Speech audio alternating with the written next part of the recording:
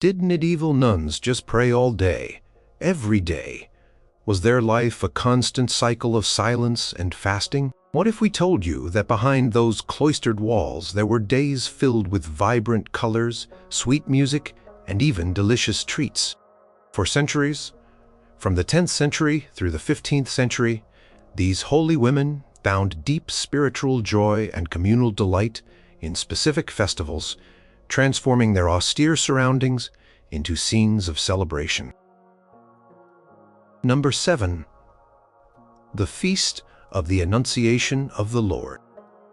The Feast of the Annunciation, celebrated every 25th day of March, stood as a pivotal moment in the liturgical year, marking 9 months exactly before the Nativity of the Lord. For medieval nunneries, especially those dedicated to the Blessed Virgin Mary, this day was not merely a date on the calendar. It was a profound celebration of divine intervention and a joyous affirmation of the role of womanhood in salvation history. The news delivered by the Archangel Gabriel to the Virgin Mary, announcing that she would conceive the Son of God, resonated deeply within the hearts of the sisters, many of whom had chosen a life dedicated to emulating Mary's humility, obedience, and devotion. This feast, therefore, was a day of exceptional spiritual significance, a break from the ordinary rhythm of monastic life, and a time for heightened festivity that permeated every corner of the convent. Preparations for the Annunciation began well in advance, often weeks before the actual date. Convent sacristan, responsible for the sacred vessels, vestments, and altar linens, would meticulously inspect and prepare the finest liturgical garments and decorations. For the Annunciation, the color blue, symbolizing Mary, was often predominant, or perhaps pristine white, signifying purity. Tapestries depicting scenes from the Annunciation, often rich with gold thread and vibrant dyes, would be carefully unfurled and hung in the chapel, the refectory, and even sometimes along the cloister walk. These large hand-woven artworks, created either by the nuns themselves in the convent's own workshops or acquired through generous patrons, transformed the usually austere stone walls into a vibrant tableau. The careful hanging of these heavy textiles was a task that involved several sisters, their quiet conversations punctuated by the rustle of fabric and the soft thud of wooden poles being hoisted into place. Convent's garden, even in the early spring chill, would be scoured for any nascent signs of life. While the full bloom of spring was still weeks away, certain early flowers might be coaxed into readiness, or perhaps dried flowers from the previous year, carefully preserved and scented with herbs, would be arranged to adorn the altar. If fresh flowers were scarce, the sisters might create intricate paper flowers, painted in brilliant colors, or craft delicate wreaths from evergreen branches, symbolizing eternal life. The air in the chapel would be imbued with the sweet, lingering scent of incense, often a special blend reserved for major feasts, chosen for its uplifting and purifying qualities.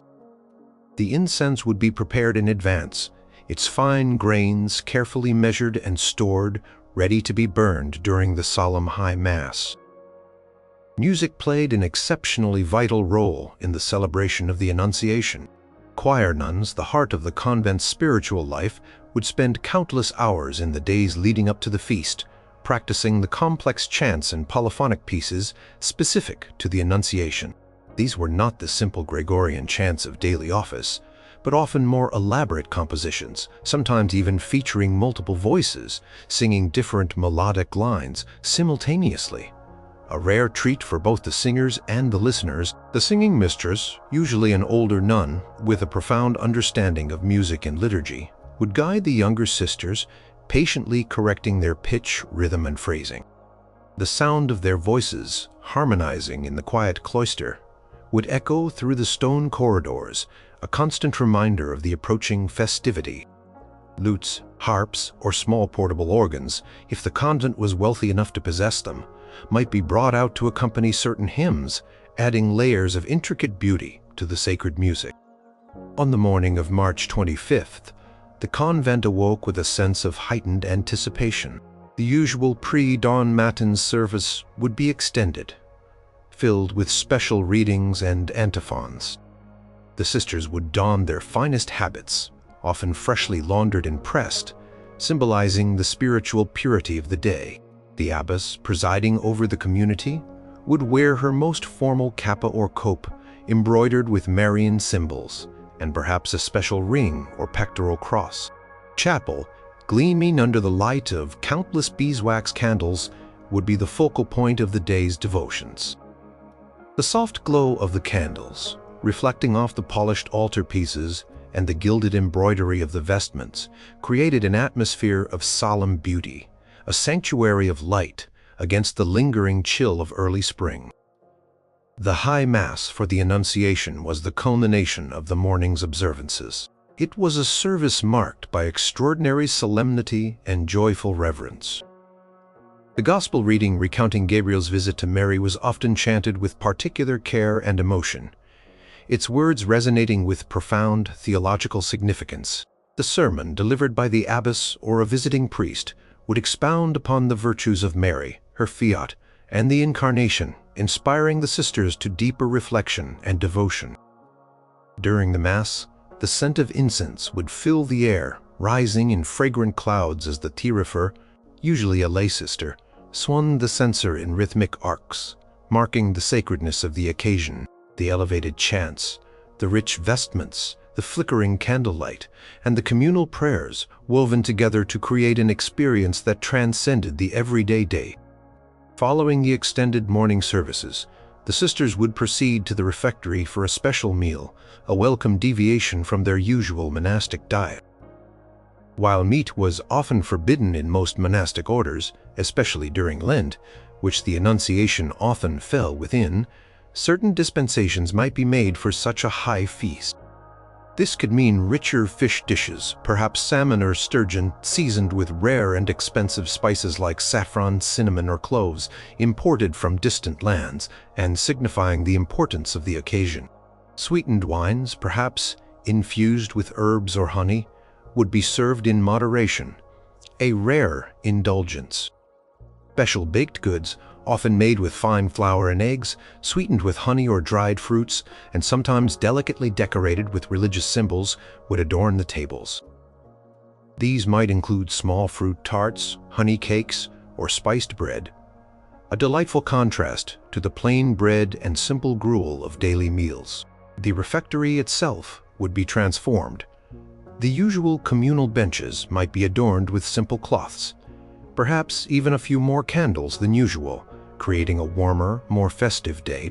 Silence, usually strictly enforced during meals, might be slightly relaxed, allowing for whispered conversation or a more animated reading from a sacred text. The afternoon often brought a period of quiet recreation, a rare and cherished opportunity for the sisters to engage in more relaxed social interaction. While boisterous laughter and loud chatter were still discouraged, the rigid rules of silence might be softened, allowing for gentle conversation, storytelling, or the sharing of pious reflections. Some sisters might gather in the cloister garth, weather permitting, to admire the still bare branches of trees, perhaps noticing the first hints of green returning to the earth. Others might engage in quiet handcrafts, such as embroidery for new altar cloths, or the illumination of manuscripts focusing on Marian images or passages. The atmosphere was one of gentle camaraderie, a communal sense of shared spiritual joy that knit the community closer together. As evening approached, the sisters would return to the chapel for Vespers, a service of evening prayer that was just as elaborate as the morning Mass. The chants for Vespers on the Annunciation would be particularly beautiful, often concluding with a magnificent rendition of the Salve Regina, or Hail, Holy Queen, a powerful hymn to the Virgin Mary. The day would conclude with Compline, the final evening prayer, bringing a sense of peaceful closure to the joyous observances. The sisters would retire, their hearts filled with the blessings of the day, their minds dwelling on the profound mystery of the Incarnation, and their spirits nourished by the communal celebration. The Feast of the Annunciation was a powerful reminder of divine love and hope, a day that broke the routine with beauty, solemnity, and a quiet but profound joy, demonstrating how deeply spiritual celebrations could uplift the medieval nuns' daily life. Number 6. Candlemas, the purification of the Virgin Mary. Candlemas, celebrated on the 2nd day of February, marked 40 days after Christmas and commemorated the presentation of Jesus at the temple and the purification of the Virgin Mary as described in the Gospel of Luke. For medieval nunneries, this feast held immense spiritual significance, intertwining themes of purification, light, and the enduring presence of Christ in the world. It was a day that uniquely engaged the senses, transforming the convent space into a vibrant scene of flickering light and melodic sound, profoundly impacting the sisters' experience of their faith and community. The annual observance of Candlemas was not just a liturgical duty, it was a deeply cherished ritual, a beacon of hope and warmth in the often chilling depths of winter, offering a profound sense of spiritual renewal and communal joy. Preparations for Candlemas centered largely on the candles themselves, the very essence of the feast. Weeks before February 2nd, the convent's lay sisters or novice mistresses would oversee the meticulous process of crafting the candles. This was often a communal activity, bringing together sisters of different ranks and ages, fostering a sense of shared purpose and quiet camaraderie. Pure beeswax, often collected from the convent's own apiaries or purchased from local vendors, would be carefully melted down in large cauldrons over gentle heat. Wicks, spun from linen or cotton, would be dipped repeatedly into the warm, fragrant wax, slowly building up layer upon layer until candles of varying sizes, from small, slender tapers to thick, substantial pillars, were formed. The aroma of beeswax, clean and subtly sweet, would permeate the convent workshops, a comforting scent that announced the approaching feast. Some candles might be decorated with simple carvings or patterns, or even subtly tinted with natural dyes, adding to their beauty. Each candle was not just a source of light. It was a symbol of Christ, the light of the world, and its careful creation was an act of devotion in itself. The sacristan, with the assistance of other sisters, would ensure that the chapel and other liturgical spaces were immaculately cleaned. Every stone floor was scrubbed, every altar cloth meticulously laundered and pressed. The altar itself would be adorned with pristine white linens, symbolizing purity, and perhaps some simple symbolic greenery, if available, or dried flowers from the previous harvest. The cold, austere stone walls of the chapel, typically unadorned, would be softened by the promise of the coming light, creating an atmosphere of quiet anticipation. Convent's finest vestments, particularly those in white or gold, would be carefully prepared for the special services. On the morning of Candlemas, the convent would awaken to a quiet but palpable buzz of excitement. The day began not with the usual matins in the dark choir stalls, but often with a special procession, a ritual unique to Candlemas that engaged the entire community. The sisters, dressed in their clean habits, would gather in a designated area, often the cloister garth if weather permitted, or a large chapter room if the winter was too harsh.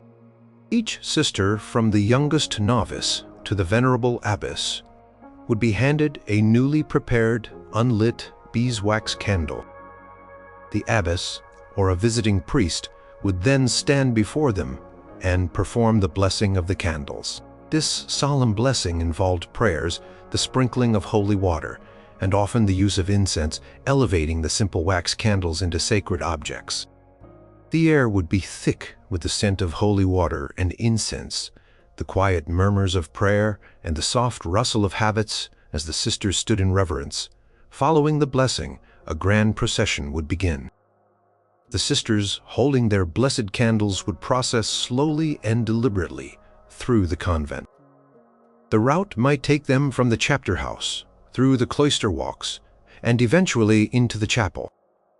As they moved, the candles would be lit one by one, spreading a warm, flickering glow through the usually dim corridors. The effect was truly mesmerizing. The light from hundreds of individual candles held aloft by the sisters cast dancing shadows on the stone walls, transforming the familiar spaces into a shimmering path of light. The soft crackle of the burning wicks and the gentle aroma of warm beeswax filled the air. As they processed, the sisters would chant hymns and antiphons specifically chosen for Candlemas, such as the Nunc Dimittis, also known as the Canticle of Simeon, the elderly prophet who recognized Jesus as the Messiah in the temple. The voices of the choir, now amplified by the communal singing, would fill the convent with resonant sound, the harmonious blend of voices creating an atmosphere of profound spiritual joy. Procession was not merely a physical journey, it was a symbolic pilgrimage, a reenactment of Mary and Joseph bringing Jesus to the temple, and a communal journey towards Christ, the true light. The act of holding the lit candle, a symbol of Christ's presence within each sister, instilled a deep sense of connection and purpose. Upon reaching the chapel, the lit candles would be carefully placed in special holders or around the altar, creating a magnificent display of light that illuminated every detail of the sacred space. The High Mass for Candlemas would then commence, marked by heightened solemnity and joy. The readings and sermon would emphasize the themes of light, purity, and the revelation of Christ to the world.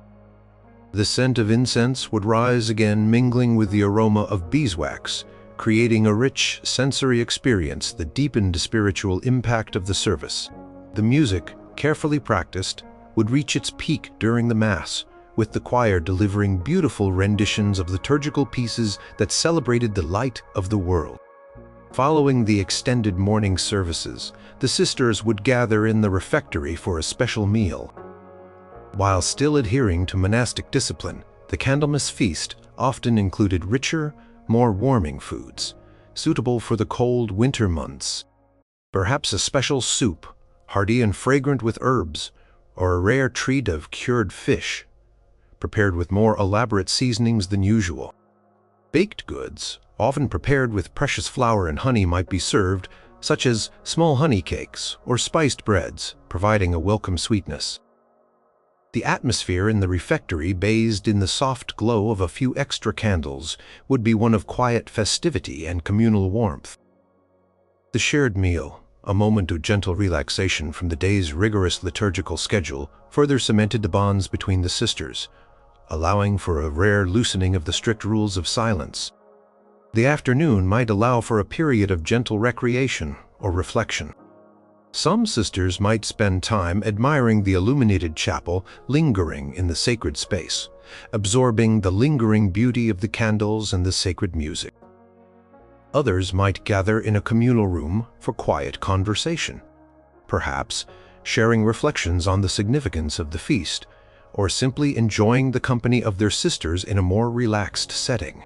Cold of winter, which often brought with it a sense of isolation and austerity, was momentarily pushed back by the warmth and light of Candlemas, fostering a feeling of profound connection and spiritual sustenance. As evening approached, the sisters would return to the chapel for Vespers, a service that carried on the themes of light and purification. Chants and prayers for Vespers would continue to fill the chapel with sacred sound, concluding the day's liturgical cycle. The day would draw to a close with Compline, the final evening prayer, as the last of the candles flickered before being extinguished. The sisters would retire to their cells, their hearts filled with the warmth of the day's celebrations, their minds illuminated by the profound symbolism of the feast. Candlemas was more than just a religious observance. It was a vibrant, sensory experience that brought light and warmth into the depths of winter, offering medieval nuns a profound sense of spiritual joy, communal bonding, and a cherished respite from the ordinary routine of their ascetic lives. The memory of the flickering lights and the harmonious chants would linger long after the candles had burned down, a silent reminder of the beauty and joy that could be found within the cloister walls. Number 5. Corpus Christi.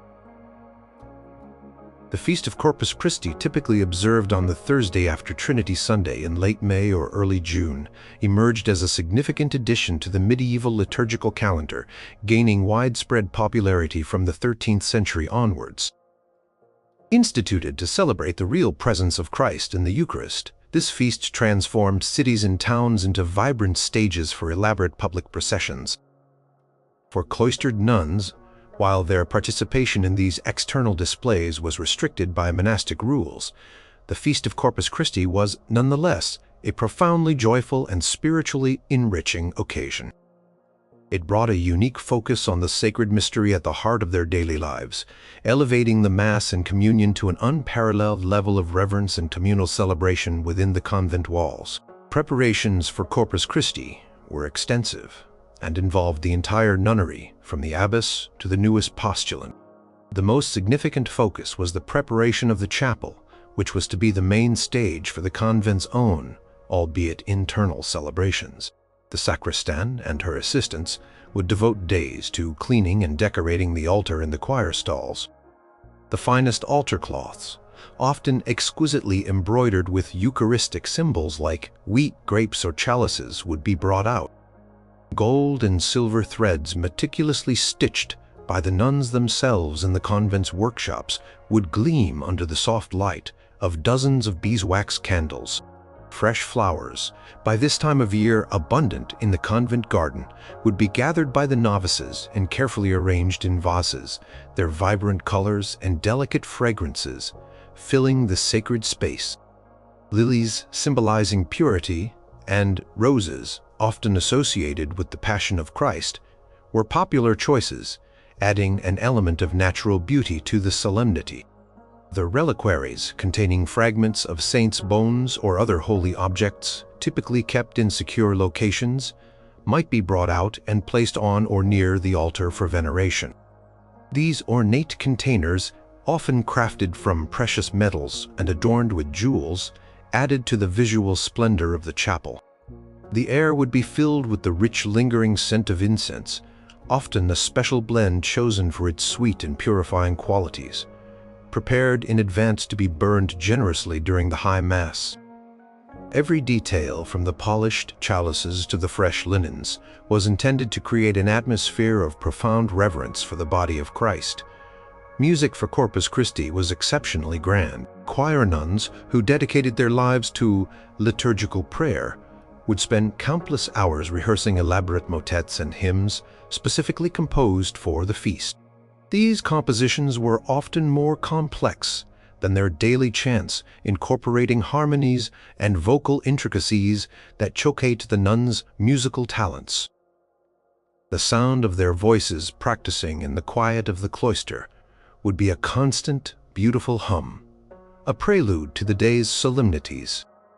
If the convent possessed instruments such as lutes, harps, or small portable organs, they would be brought out and tuned, ready to accompany the choir during the most important parts of the Mass. The singing mistress would guide the sisters, ensuring that every note resonated with the profound theological significance of the Eucharist. On the morning of Corpus Christi, the convent awoke with a palpable sense of spiritual excitement. The sisters would don their finest habits, freshly laundered and pressed, symbolizing their inward purity and readiness to receive the body of Christ. The abbess, in her most formal and richly embroidered cope, would lead the community, her bearing radiating solemn dignity. Chapel, now brilliantly illuminated by the numerous candles and adorned with flowers and tapestries, would be the focal point of the day. The soft glow of the candlelight, reflecting off the polished surfaces and gleaming vestments, created an atmosphere of sublime beauty, a sanctuary of light and devotion. The highlight of Corpus Christi within the nunnery was the High Mass, a protracted and extraordinarily solemn service dedicated to the Blessed Sacrament.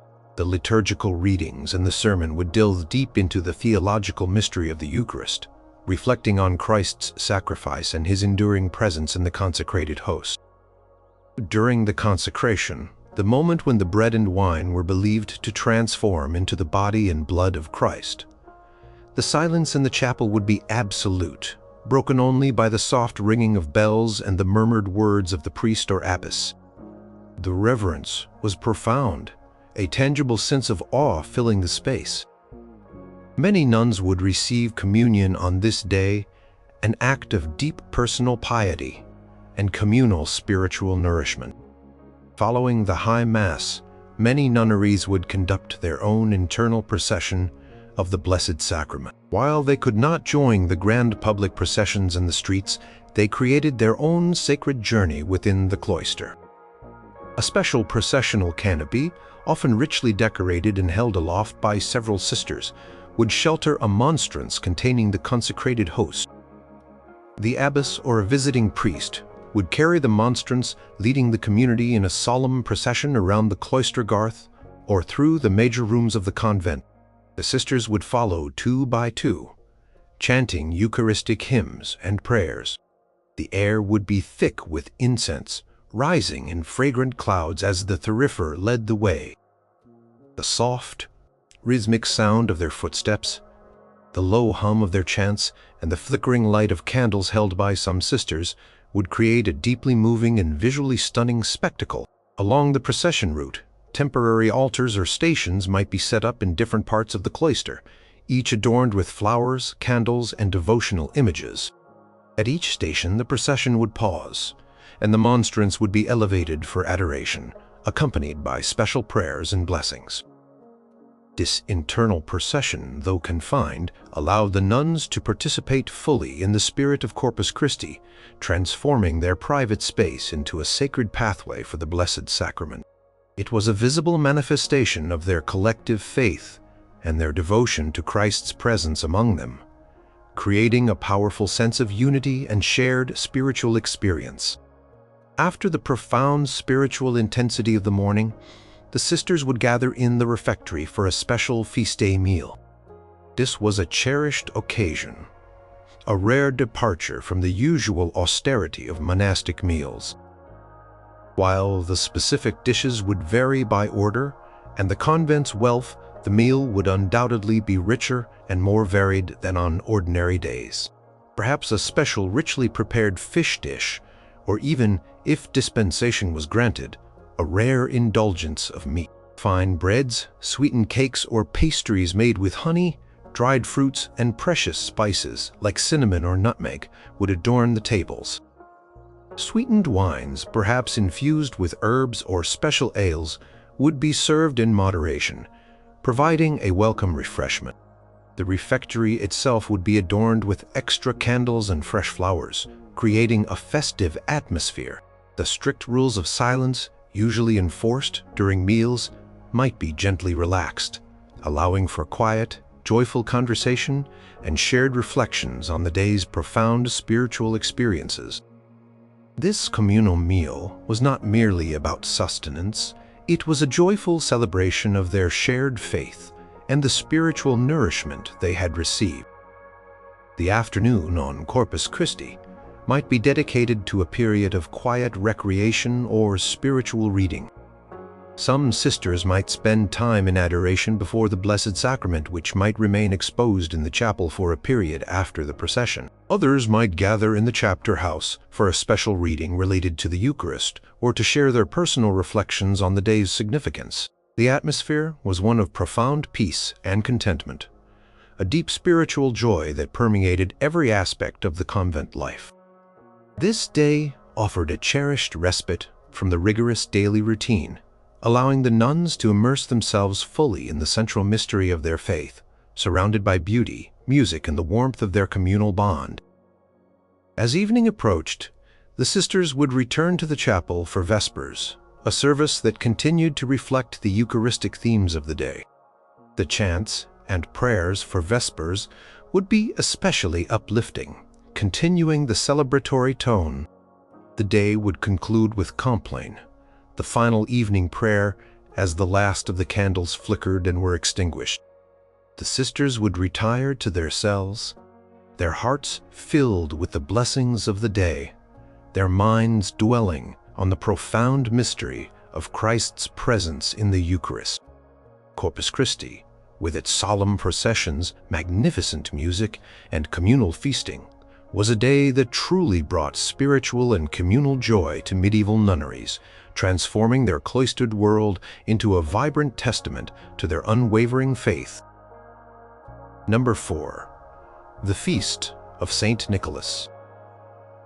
The feast of St. Nicholas, observed every 6th day of December, stood as a unique and widely cherished celebration in medieval Christian Europe.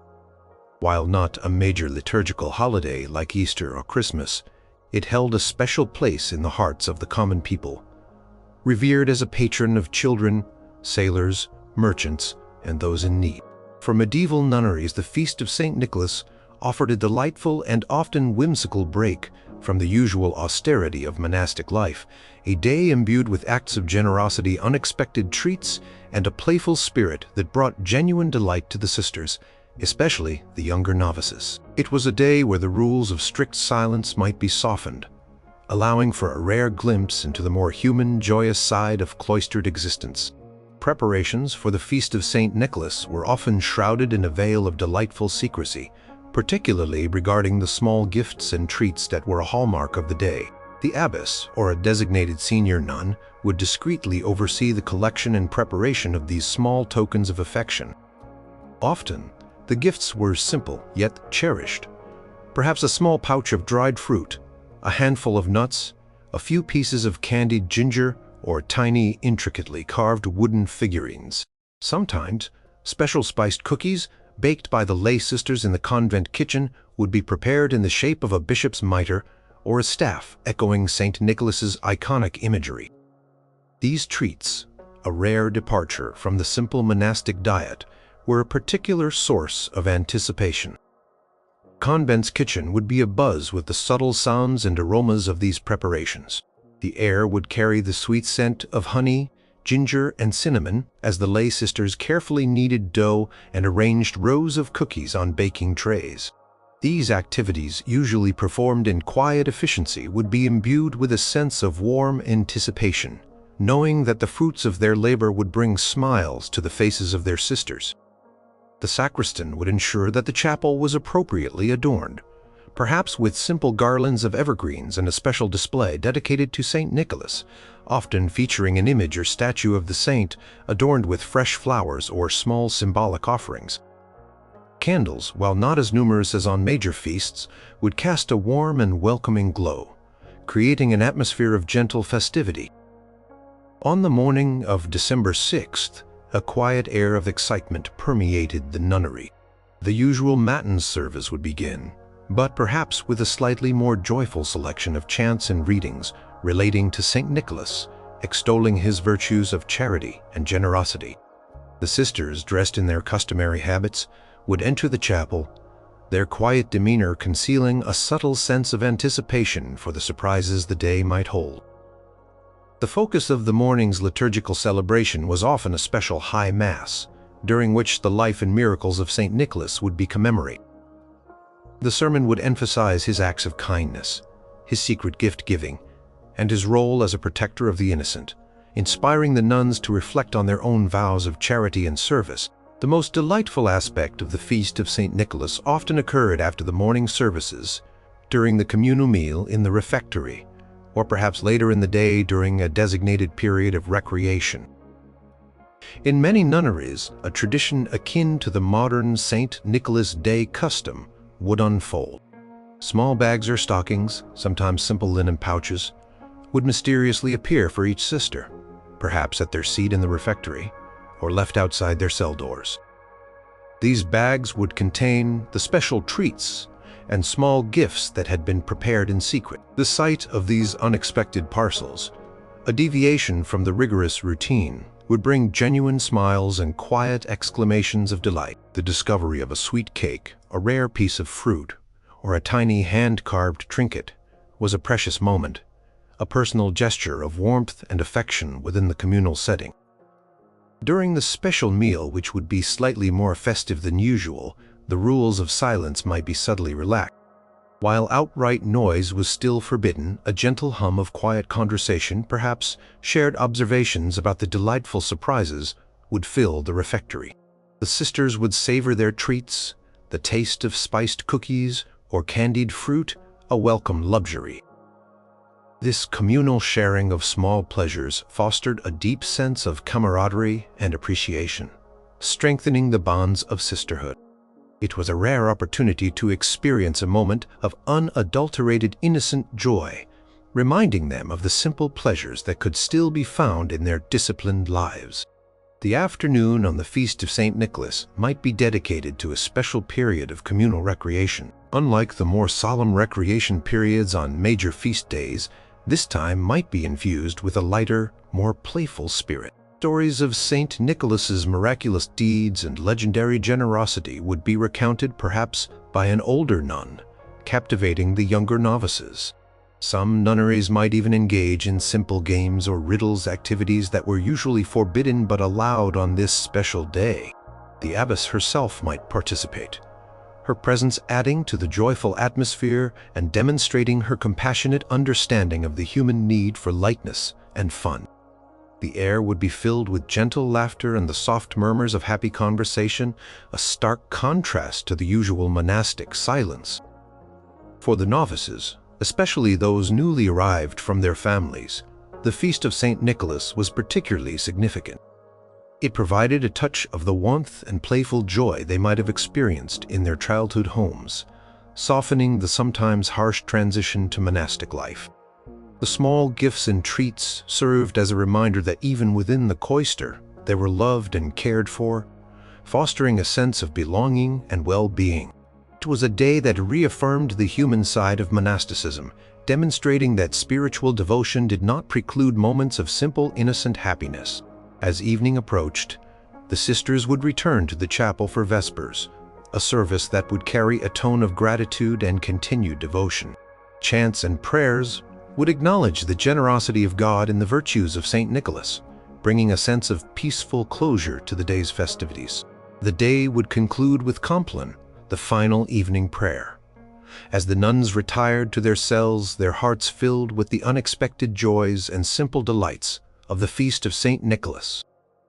The memory of the sweet treats, the shared laughter, and the unexpected kindness would linger, a cherished reminder that even within the strict confines of medieval nunnery life, moments of profound and innocent joy could blossom, nurtured by traditions of charity and a communal warmth, illuminating the path with kindness and a gentle human touch. Number 3. The Assumption of the Virgin Mary. The Feast of the Assumption of the Virgin Mary, celebrated every 15th day of August, stood as one of the most significant and joyous feasts in the entire liturgical year for medieval nunneries. For communities of women dedicated to God, the veneration of the Mother of God, Mary, was central to their spiritual identity. The Assumption, commemorating Mary's bodily ascent into heaven, was not merely a theological doctrine, it was a profound affirmation of grace, hope, and the ultimate destiny of humanity, resonating deeply within the hearts of the sisters who sought to emulate Mary's virtues of purity, obedience, and devotion. This feast was a glorious climax to the summer, a day of unparalleled festivity, magnificent beauty, and deep spiritual rejoicing that permeated every aspect of convent life. Preparations for the Feast of the Assumption began weeks, if not months, in advance, reflecting its immense importance.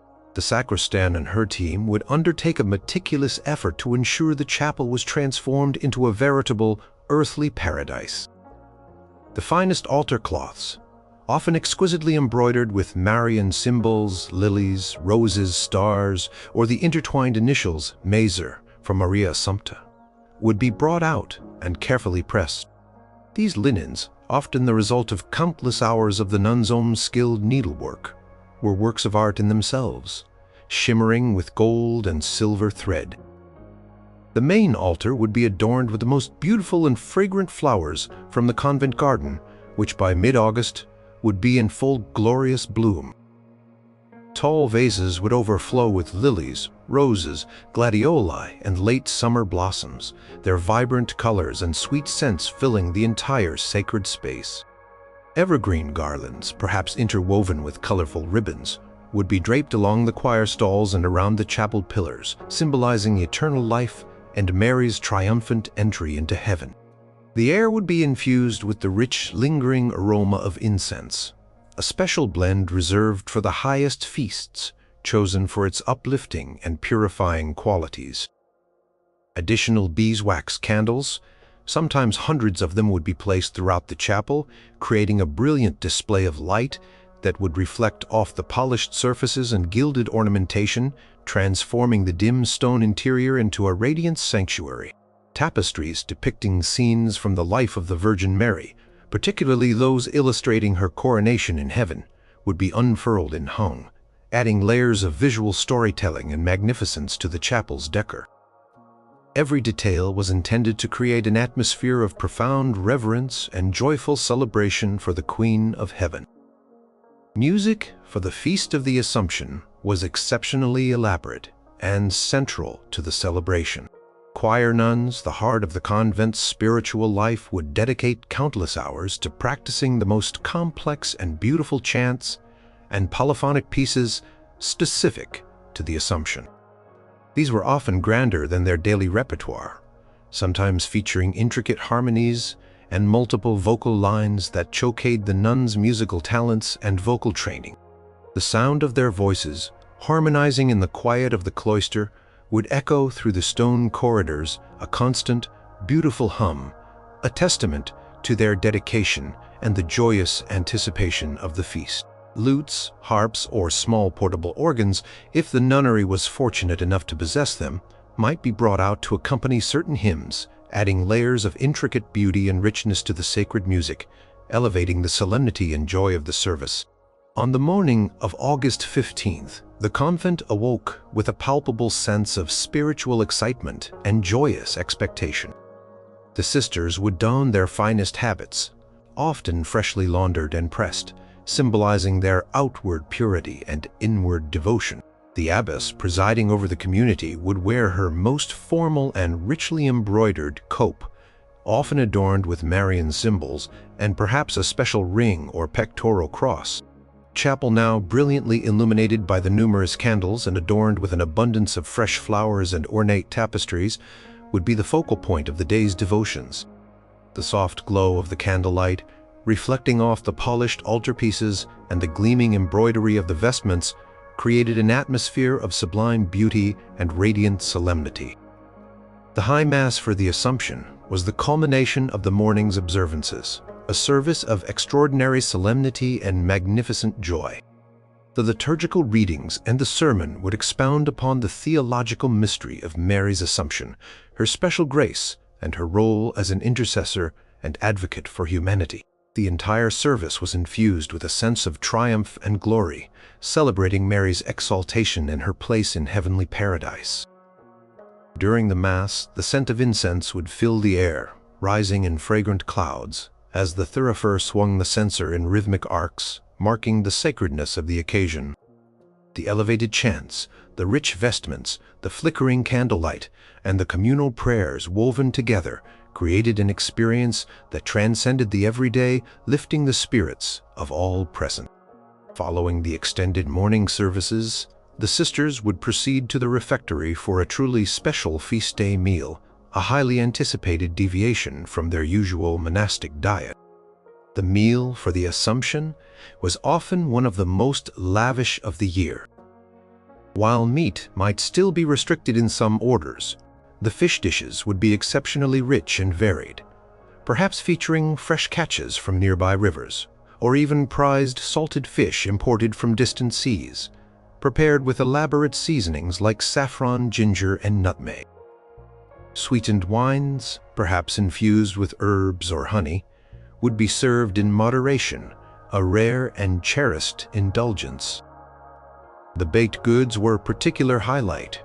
Elaborate fruit tarts made with ripe summer berries and orchard fruits, honey cakes, spiced breads, and sometimes even small, delicate pastries, beautifully decorated and often served in generous portions. These treats, a stark contrast to the plain bread and simple gruel of daily meals, were savored slowly, each bite a reminder of the day's festivity. The refectory itself would be transformed. The usual communal benches might be adorned with simple but festive cloths, and additional candles and fresh flowers would create a warmer, more celebratory. The strict rules of silence, usually enforced during meals, would be significantly relaxed, allowing for quiet, joyful conversation, shared reflections on the day's profound spiritual experiences and a palpable sense of communal delight. The afternoon on the Feast of the Assumption was often dedicated to a period of extended and joyful recreation, a cherished opportunity for the sisters to engage in more relaxed social interaction and communal leisure. Many would gather in the convent garden, which by this time of year would be at its most beautiful, admiring the vibrant flowers, perhaps engaging in quiet conversation while strolling along the paths. Some might engage in gentle handcrafts, such as the creation of Marian-themed embroidery for new altar cloths, or the illumination of sacred manuscripts with Marian images. Storytelling would be a popular pastime, with older nuns recounting tales of Mary's miracles or the lives of other holy women, captivating the younger novices. The atmosphere was one of gentle camaraderie, a profound sense of shared spiritual joy that knit the community closer together, strengthening the bonds of sisterhood. The beautiful summer weather often allowed for outdoor activities, a welcome change from the indoor confinement of winter. As evening approached, the sisters would return to the chapel for Vespers, a service of evening prayer that was just as elaborate and beautiful as the morning Mass. Chants for Vespers on the Assumption would be particularly magnificent, often concluding with a powerful and triumphant rendition of the Salve Regina, or Hail Holy Queen, a profound hymn of praise to the Virgin Mary. The day would draw to a close with Compline, the final evening prayer, as the last of the candles flickered before being extinguished. The sisters would retire to their cells, their hearts filled with the blessings of the day, their minds dwelling on the profound mystery of Mary's glorious Assumption, and their spirits nourished by the communal celebration. The Feast of the Assumption was a powerful reminder of divine love, grace, and the ultimate hope of glory, a day that broke the routine with unparalleled beauty, profound solemnity, and a vibrant communal joy, demonstrating how deeply spiritual celebrations should uplift the medieval nun's daily life and bring boundless happiness daily lifewards gourd. Number 2. Easter, the resurrection of the Lord. Easter, the resurrection of the Lord, was without question the most supremely important and joyous feast in the entire medieval Christian calendar. A profound climax after the austerity of Lent. For medieval nunneries, this period was not merely a holiday. It was the spiritual cornerstone of their year, symbolizing redemption, renewal, and the triumph of life over death. After weeks of strict fasting, quiet reflection, and intense penitence during Lent, the arrival of Easter brought an explosion of light, sound, and communal festivity, washing away the shadows of solemnity and filling the cloister with an almost overwhelming sense of joy. This was the pinnacle of their faith, a moment of profound spiritual liberation and communal celebration that transformed every aspect of convent life. Preparations for Easter were meticulously planned and executed, beginning long before Holy Week. During the 40 days of Lent, the convent observed heightened austerity, focusing on spiritual cleansing. As Easter approached, the focus shifted to physical and spiritual renewal. The entire nunnery underwent a thorough spring cleaning, symbolizing the shedding of the old and the welcoming of the new. Every stone floor was scrubbed, every altar cloth laundered and pressed to a pristine state. The convent's workshops would be abuzz with activity as the nuns prepared new vestments for the clergy, often commissioning or creating the finest cloth of gold or silk, embroidered with intricate designs of crosses, lands, or the risen Christ. These sacred garments, shimmering with precious threads, were a visual testament to the profound importance of the feast. Chapel, after weeks of being stripped bare and unadorned during Lent, would be transformed into a dazzling spectacle of light and beauty. The sacristan and her assistants would adorn the altars with the finest linens, often edged with delicate lace or embroidery. Fresh flowers, by this time of year beginning to bloom in abundance in the convent garden, would be gathered and arranged in magnificent displays. Lilies, symbolizing purity and the resurrection, were particularly favored, their white petals and fragrant scent filling the sacred space. Countless beeswax candles, meticulously crafted by the lay sisters, would be placed throughout the chapel, culminating in the colossal Paschal candle, a towering pillar of wax that would be lit during the Easter Vigil, symbolizing the risen Christ. The air would be imbued with the rich, lingering aroma of frankincense, a special blend reserved for the highest feasts, signifying divine presence and adoration. Music played an exceptionally vital role in the celebration of Easter. Choir nuns who dedicated their lives to liturgical prayer would spend countless hours practicing the most triumphant and complex chants and polyphonic pieces for the Easter liturgy. These were often compositions of magnificent scale and beauty, reflecting the joyousness of the resurrection. The sound of their voices, harmonizing in the quiet of the cloister, would echo through the stone corridors, a constant, beautiful hum, a testament to their dedication and the boundless joy of the approaching feast. Lutes, harps, or small portable organs, if the nunnery was fortunate enough to possess them, might be brought out to accompany certain hymns, adding layers of intricate beauty and richness to the sacred music, elevating the solemnity and joy of the service to new heights. Holy Week itself was a solemn and intense period, leading up to the joyful explosion of Easter. Maundy Thursday commemorated the Last Supper, Good Friday, the Crucifixion, and Holy Saturday, the Vigil at the Tomb. These days were marked by stark liturgy, stripping of altars, and profound silence. Then, on the evening of Holy Saturday, came the Easter Vigil, the most dramatic and beautiful service of the entire year. It began in darkness, symbolizing the world before Christ's light. A new fire would be kindled outside the chapel, and the Paschal candle lit from it carried into the darkened chapel by the abbess or priest, symbolizing the light of Christ, dispelling the darkness of sin and death. As the candle moved, its flame would be used to light hundreds of smaller candles held by each nun, slowly filling the chapel with a growing radiant light. The chanting of the Exsultet, the Easter proclamation, would fill the air, a soaring hymn of praise for the resurrection. This service, rich in symbolism and emotion, built to a crescendo of joy, culminating in the first glorious sounds of the Gloria in Excelsis Deo and the ringing of bells, which had been silent since Maundy Thursday. On Easter Sunday morning, the convent awoke to an atmosphere of sheer exhilaration. The main Easter Mass was a magnificent, triumphant celebration. The chapel, now ablaze with light and adorned with lavish decorations, would be filled with the joyous sounds of the choir, their voices soaring with hymns of Alleluia and Christ is risen. The liturgical readings and sermon would focus on the resurrection narrative, emphasizing hope, new life, and divine triumph.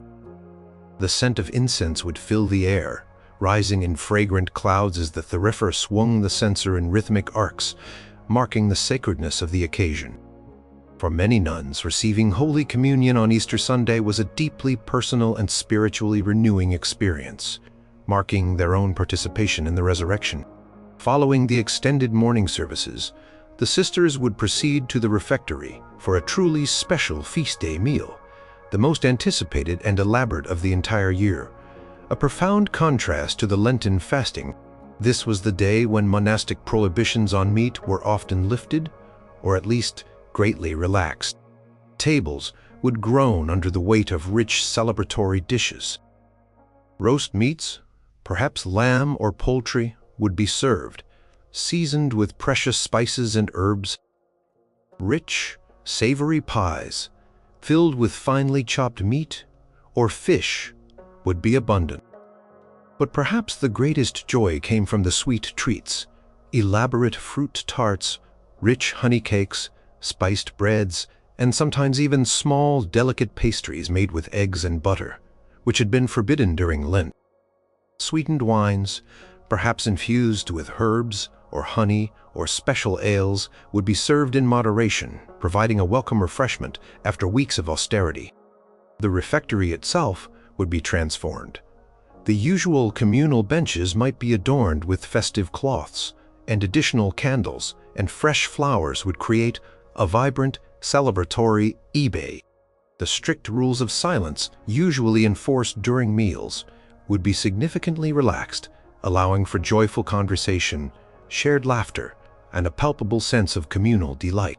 The sheer abundance and richness of the food, a stark contrast to their daily fare, was a tangible expression of the spiritual joy and liberation of Easter. The afternoon on Easter Sunday was often dedicated to a period of extended and unrestrained recreation, a cherished opportunity for the sisters to engage in more relaxed social interaction and communal leisure. Many would gather in the convent garden, now blossoming with the promise of spring, admiring the vibrant flowers and engaging in joyful conversation. Storytelling, music, and perhaps even gentle permitted games would fill the hours. The abbess herself might join in her presence, adding to the festive atmosphere and demonstrating her compassionate understanding of the human need for joy and celebration after such a period of austerity. For the younger novices, this day was particularly significant, offering a glimpse into the joyful potential of their chosen life, a stark contrast to the initial rigors. As evening approached, the sisters would return to the chapel for Vespers, a service of evening prayer that continued the triumphant themes of the resurrection. The chants for Vespers on Easter would be particularly magnificent, radiating joy and praise. The day would draw to a close with Compline, the final evening prayer, as the last of the candles flickered before being extinguished.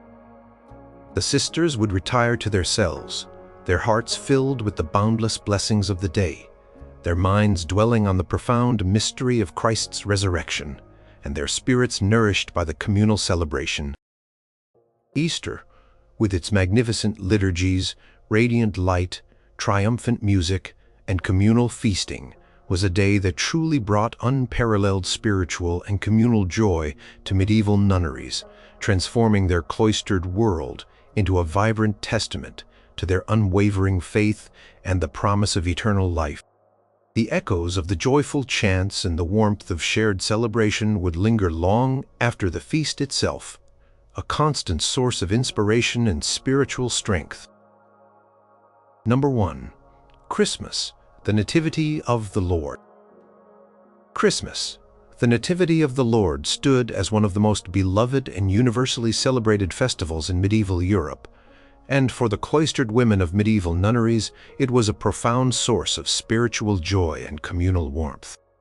Far from being a mere day off, Christmas was a season of anticipation, contemplation, and joyous revelry that profoundly transformed the austere environment of the convent. It was a time when the solemn rhythm of monastic life was infused with a unique blend of solemn liturgy, rich sensory experiences, and heartfelt communal bonding, offering a cherished respite and a deep connection to the mystery of the Incarnation. The coming of the Christ child was a story that resonated deeply within the hearts of the sisters, often fostering a tender maternal devotion that transcended the strictures of their daily vows. Preparations for Christmas began weeks, if not months, in advance, particularly during the season of Advent, a period of fasting and spiritual readiness. While Advent was a solemn time, it also carried an undercurrent of joyful anticipation for the coming of the Messiah. Convent sacristan, with the help of numerous sisters, would meticulously plan the chapel decorations. Evergreen branches symbolizing eternal life would be brought in from the surrounding woods or the convent garden and carefully woven into garlands, adorning pillars, windowsills, and the choir stalls. Holly and ivy, with their deep green leaves and bright red berries, would add splashes of color against the austere stone. Small symbolic trees or branches might be placed near the altar, sometimes decorated with dried fruit, ribbons, or small bells. The convent's workshops would be a hive of quiet activity. Nuns would dedicate their skilled hands to creating exquisite new vestments for the abbess and the altar, often using rich fabrics like velvet or silk, embroidered with gold and silver thread depicting stars, angels, or the nativity scene. New altar cloths, delicately embroidered with Marian symbols or images of the infant Christ, would be prepared. Beeswax candles, handcrafted by the lay sisters, would be created in abundance, ranging from small tapers to massive pillar candles, all destined to illuminate the chapel with a warm, inviting glow. The air in these workshops would carry the faint, sweet scent of beeswax and the earthy aroma of evergreens. A comforting prelude to the coming feast music for Christmas was of paramount importance. Choir nuns, the heart of the convent's spiritual life, would spend countless hours rehearsing the complex chants and polyphonic pieces specifically chosen for the Christmas liturgy. These compositions were often grander and more intricate than their daily repertoire, designed to evoke the profound joy and wonder of the Nativity. The sound of their voices, harmonizing in the quiet of the cloister, would echo through the stone corridors, a constant, beautiful hum, a testament to their dedication and the joyous anticipation of the feast. If the nunnery was fortunate enough to possess musical instruments such as lutes, harps, or small portable organs, they would be brought out and carefully tuned, ready to accompany the choir during the most important parts of the Mass, adding layers of intricate beauty and richness to the sacred music. Christmas Eve was a night of profound spiritual anticipation. The sisters would gather in the chapel for an extended period of matins, often beginning long before midnight. Chapel, now bathed in the soft glow of hundreds of beeswax candles, would be an ethereal sight. The air would be thick with the sweet, lingering scent of frankincense, rising in fragrant clouds as the thurifer swung the censer in rhythmic arcs, marking the sacredness of the occasion. The readings during matins would recount the prophecies of Christ's birth and the gospel narratives of the Nativity, interspersed with joyous chants. Climax of Christmas Eve was often the midnight Mass, a solemn and breathtaking service that celebrated the very moment of Christ's birth. The Gloria in Excelsis Deo would burst forth with magnificent power, followed by the joyful peal of any bells the convent possessed, signifying the arrival of the Christ child. For many nuns, this midnight service, celebrated in the hushed solemnity and radiant light of the chapel, was the most moving spiritual experience of the entire year. On Christmas Day morning, the convent awoke to an atmosphere of boundless joy and celebration. The main Christmas Mass was a magnificent, triumphant celebration. The chapel, now ablaze with light and adorned with lavish decorations, would be filled with the glorious sounds of the choir, their voices soaring with hymns of Adesti Fideles and Pure Natos Est. The liturgical readings in the sermon would focus on the profound theological mystery of the Incarnation, emphasizing hope, divine love, and the humble birth of the Savior. The scent of incense would fill the air, rising in fragrant clouds, adding to the sensory richness of the experience. Receiving Holy Communion on Christmas Day was a deeply personal and spiritually nourishing experience for many nuns, marking their own participation in the mystery of Christ's presence. Following the extended morning services, the sisters would proceed to the refectory for a truly special feast day meal, the most anticipated and elaborate of the entire year. This was the day when monastic prohibitions on meat were often lifted, or at least greatly relaxed, allowing for truly festive fare. Tables would groan under the weight of rich celebratory dishes. Roast meats, perhaps lamb, pork, or poultry, would be served, seasoned with precious spices and herbs imported from distant lands like cinnamon, cloves, nutmeg, and ginger. Rich, savory pies filled with finely chopped meat or fish would be abundant.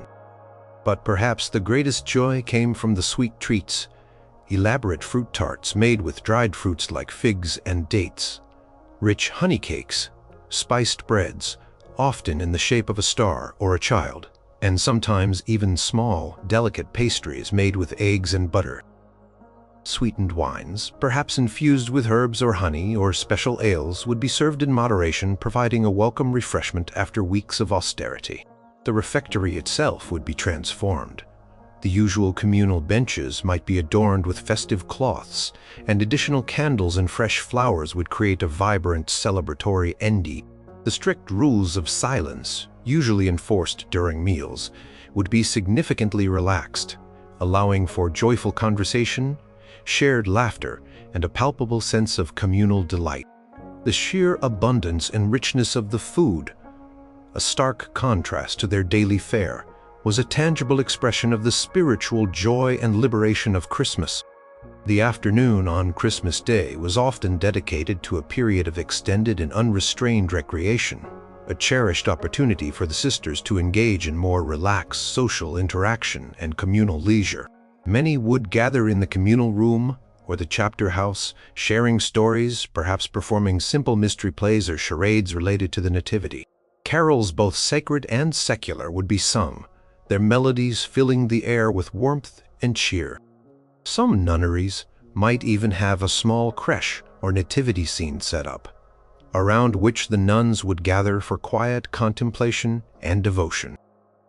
The abbess herself might join in her presence, adding to the festive atmosphere and demonstrating her compassionate understanding of the human need for joy and celebration. For the younger novices, this day was particularly significant, offering a glimpse into the joyful potential of their chosen life, a stark contrast to the initial rigors of their vows. Communal sharing of such simple pleasures like music, stories, and laughter strengthened the bonds of sisterhood and created lasting memories. As evening approached, the sisters would return to the chapel for Vespers, a service of evening prayer that continued the triumphant themes of the Nativity. The chants for Vespers on Christmas would be particularly magnificent, radiating joy and praise. The day would draw to a close with Compline, the final evening prayer, as the last of the candles flickered before being extinguished. The sisters would retire to their cells, their hearts filled with the boundless blessings of the day, their minds dwelling on the profound mystery of Christ's birth and their spirits nourished by the communal celebration. Christmas, with its magnificent liturgies, radiant light, triumphant music, and communal feasting, was a day that truly brought unparalleled spiritual and communal joy to medieval nunneries, transforming their cloistered world into a vibrant testament to their unwavering faith and the promise of salvation. The echoes of the joyful chants, the warmth of shared celebration, and the sweet taste of festive treats would linger long after the feast itself, a constant source of inspiration and spiritual strength, a shining beacon of joy within the quiet walls of the medieval convent.